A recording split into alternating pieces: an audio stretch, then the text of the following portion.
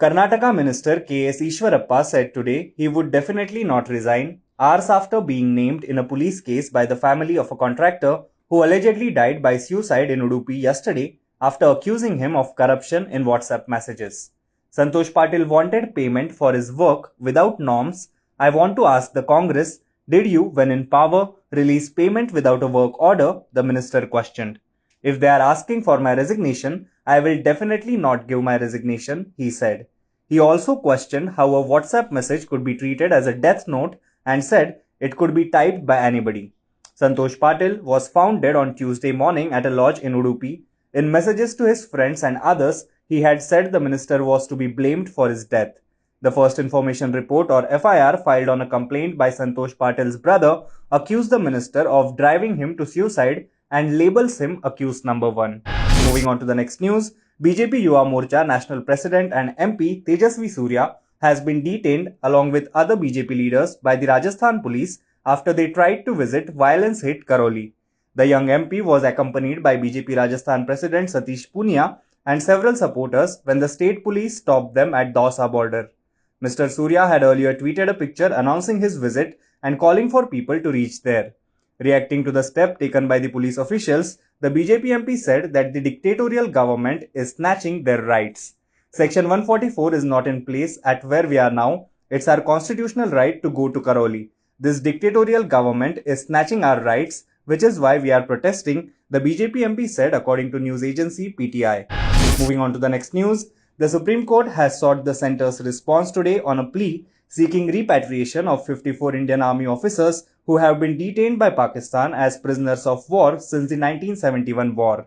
The plea, filed by Jasbir Kaur, wife of Major Kanwaljit Singh, who is among the detainees, also seeks setting up a domestic and international mechanism to protect the rights of prisoners of wars.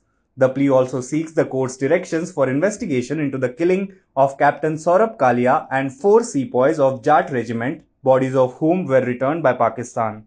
Saurabh Kalia was an officer of the Indian Army who was killed in 1999 at the age of 22 during the Kargil War while being held as a prisoner of war by the Pakistan Army.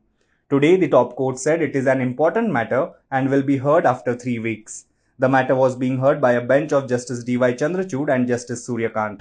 Moving on to the next news, AIMIM leader Akbaruddin Owaisi has been acquitted by a special court in 2 criminal cases against him for alleged hate speeches, elder brother and AIMIM chief Asaduddin Owaisi claimed in a tweet today.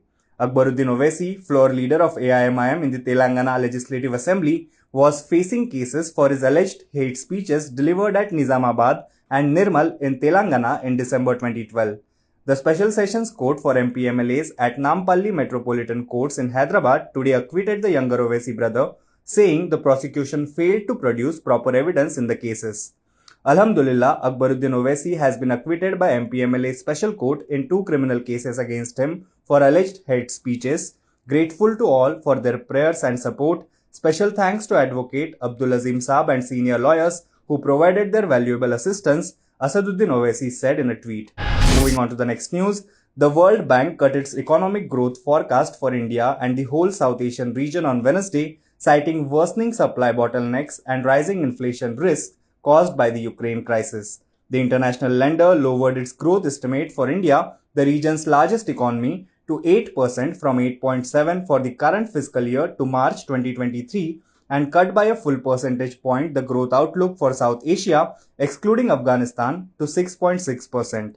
High oil and food prices caused by the war in Ukraine will have a strong negative impact on people's real incomes, Hartwig Schoffer, World Bank Vice President for South Asia, said in a statement.